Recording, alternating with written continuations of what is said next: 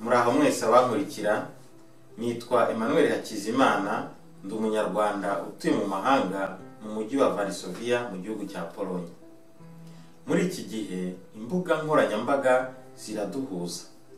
Umuntu aho yaba aherereye hose ku isi ashobora gutanga igitekerezo kikagera hose, ndetse akaba yatangiza n'igikorwa gihuza abantu bari ku migabane yose y'isi. Muri urwo rwego, nkurikije uko isi ihagaze muri iki gihe, nifuza gutangiza gahunda mpuzamahanga nise impuhwe, urukundo mu guhindura imibereho ya muntu. Urukundo ni ururabyo, impuhwe zikaba urubuto rweraho. Nge rero mbona impuhwe ari wo muti w'ikibi cyugarije isi.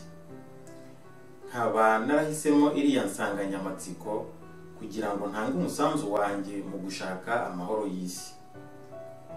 Iyi gahunda ishingiye mbere na mbere ku buhamya bwanjye ku giti cyanjye, uburyo nabayeho nkiri muto n'ibyo nabonye kugeza ubu. Nkaba kandi nifuza ko nafatanya n'abandi babishaka gusangiza abandi ubuzima bwabo, ubuhamya bwabo n'ubunararibonye bwabo. Gahunda izakorera mu bihugu bitandukanye by'isi. Umwihariko uzahabwa igihugu cyacu cy'u Rwanda ndetse n'abanyarwanda, abari mu gihugu n'abari hirya no hino ku isi.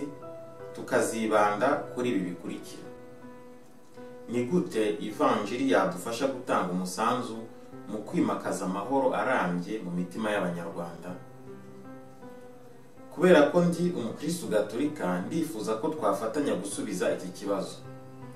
Ni iki twakora nk'abakristo gatolika muri ibi bihe kugira ngo dufashe abanyarwanda gusezerera burundu ibibazo by'amoko n'amacakubiri?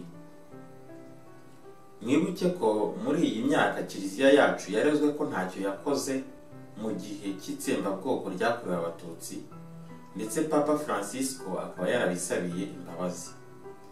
Ese birakwiye ko hari igihe cyazongera kikagera kiliziya ikongera gushyirwa mu majwi ko ntacyo yakoze igihe habaho ibindi bibazo bishingiye ku nzangano kandi bifitanye isano n'amateka mabi twanyuzemo? Ku Rwanda rero, iyi gahunda nifuza ko yagendera ku ngingo ebyiri z'ingenzi. Icya mbere, gutanga umusanzu mu bumwe n'ubwiyunge.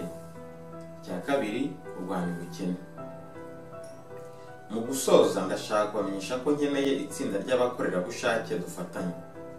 Iryo tsinda rizaba rishinzwe ibintu bibiri by'ingenzi. Icya mbere, gutegura ibiganiro n'ubuhamya bizajya bica kuri YouTube n'ibindi bizajya bitangirwa mu bice bitandukanye by'isi.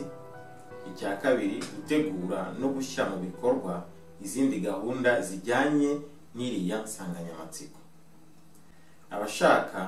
Ababishaka mwanyandikira kuri Facebook yanjye, mwashakisha mukoresheje amazina yanjye, cyangwa kuri adresse email hack@emmanuel15@gmail.com. Murakoze, murakaza neza kandi